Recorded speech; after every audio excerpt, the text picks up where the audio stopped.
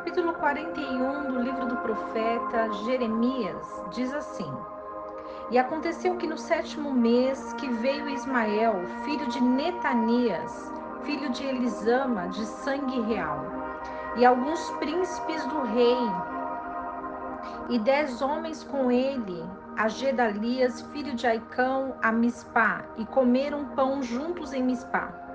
E levantou-se Ismael, filho de Netanias, e os 10 homens que com ele estavam, e feriram a espada a Gedalias, filho de Aicão, filho de Safã, matando assim aquele a quem o rei da Babilônia tinha posto sobre a terra. Desse modo feriu Ismael a todos os judeus que estavam com ele, com Gedalias em Mispá, e aos caldeus, homens de guerra que ali se achavam. E aconteceu um dia depois que matou a Gedalias, quando ninguém sabia ainda, que vieram uns homens de Siquém, de Siló e de Samaria, 80 homens, com a barba raspada, as roupas rasgadas e arranhados, trazendo em suas mãos ofertas e incenso para levarem à casa do Senhor. E de Mispá lhes saiu ao encontro, chorando, Ismael, filho de Netanias. E aconteceu que quando os encontrou, disse-lhes: Vinde a Gedalias, filho de Aicão. E aconteceu que quando chegaram ao meio da cidade, Ismael, filho de Netanias, os matou, os lançou num poço, ele e os homens que estavam com ele. Mas entre aqueles que foram achados 10 homens que disseram a Ismael: Não nos mate a nós, porque temos tesouros no campo, de trigo, cevada, azeite e mel. E por isso os deixou e não os matou como a seus irmãos.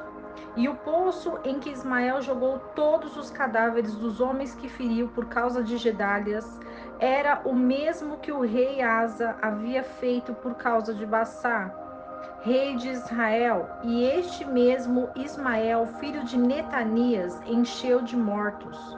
Depois disso, levou Ismael cativo a todo o restante do povo que estava em Mispa, as filhas do rei e a todo o povo que em Mispa tinha ficado, que Nebuzaradã, capitão da guarda, havia confiado a Gedalias, filho de Aicão.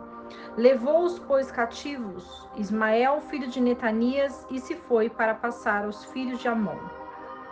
Ouvindo Joanã, filho de Careá, e todos os capitães dos exércitos que estavam com ele, todo o mal que Ismael, filho de Netanias, havia feito, tomaram então todos os seus homens e foram lutar contra Ismael, filho de Netanias, e o encontraram junto a grandes águas que há em Gibeon. E aconteceu que quando todo o povo que estava com Ismael viu a Joanã, filho de Careá, e a todos os capitães dos exércitos que estavam com ele, alegrou-se. E todo o povo que Ismael levara cativo de Mispá, voltou-se e foi com Joanã, filho de Careá. Mas Ismael, filho de Netanias, escapou de diante de Joanã com 8 homens, e se foi para os filhos de Amon. Então Joanã, filho de Careá, e todos os capitães dos exércitos que com ele estavam, e todo o resto do povo que ele havia recuperado de Ismael, filho de Netanias de Mispa, depois que havia ferido a Gedalias, filho de Aicão, e aos homens de guerra, e mulheres e meninos, e os eunucos que Joanã havia feito voltar de Gibeon, e foram e habitaram em Gerute-Quimã, que está perto de Belém, para dali entrarem no Egito, por causa dos caldeus, porque tinham temor deles, por ter Ismael, filho de Netanias, ferido a Gedalias, filho de Aicão, o qual o rei de Babilônia tinha posto sobre a terra. O capítulo 41 do livro do profeta Jeremias vai falar sobre esse sangue real.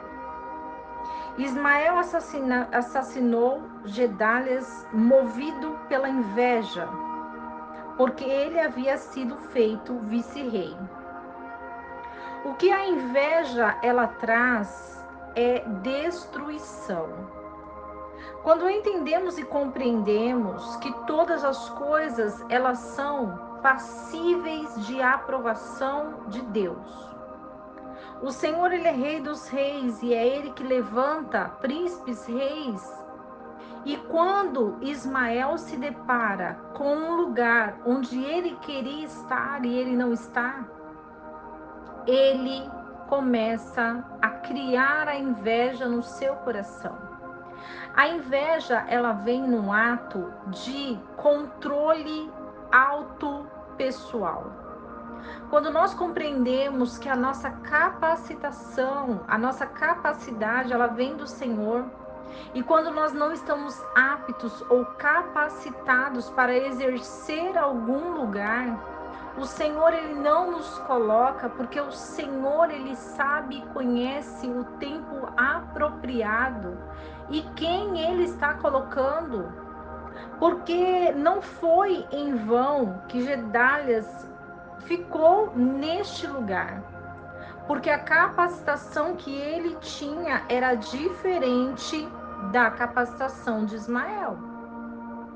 Porém, quando nós compreendemos que essa ferida, que essas mortes que foram realizadas em Ismael, trata-se de algo que já estava na mente dele.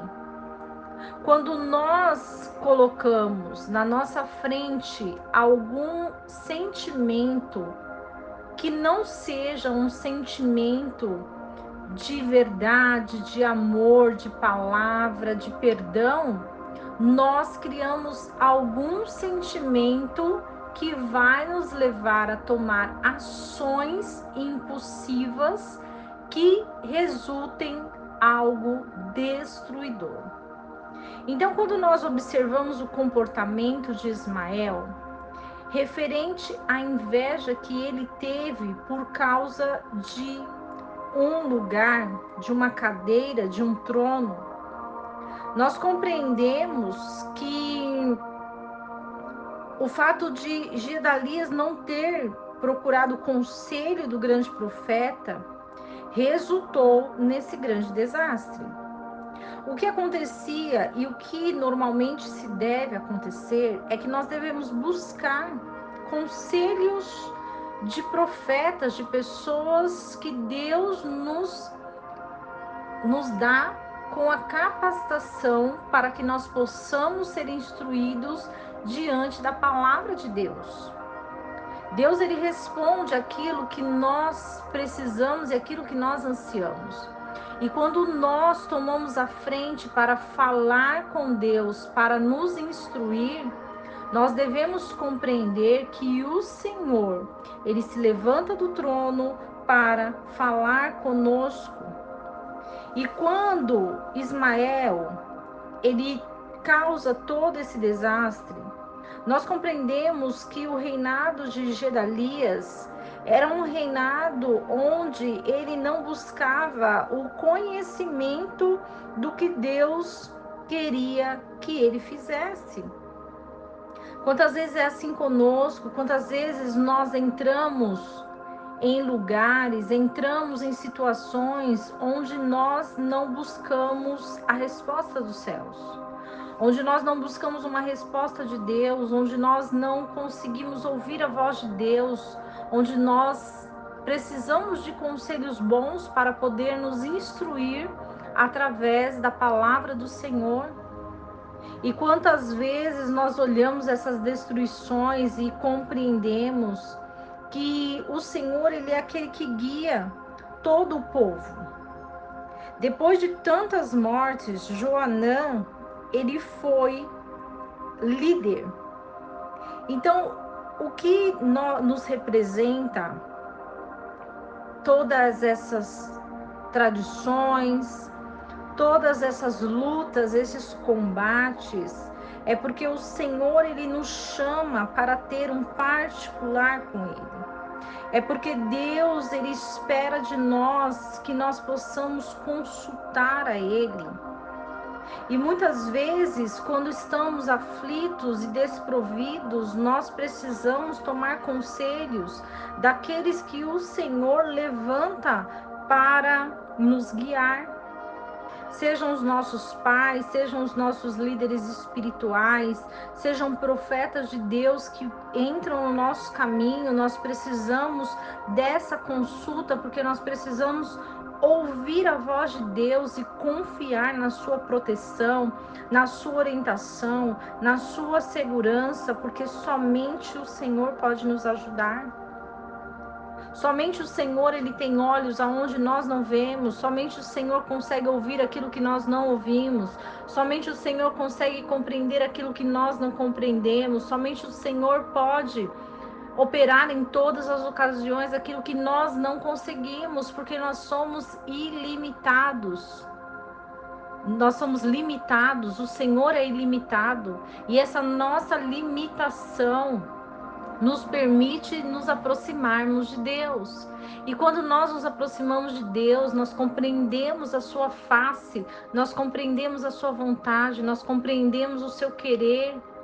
E é diante dessa palavra que essa semana seja uma semana abençoada, que esse dia seja um dia iluminado, que esse mês seja um mês abençoado, através daquilo que nós vamos buscar, nas respostas que Deus tem para nós.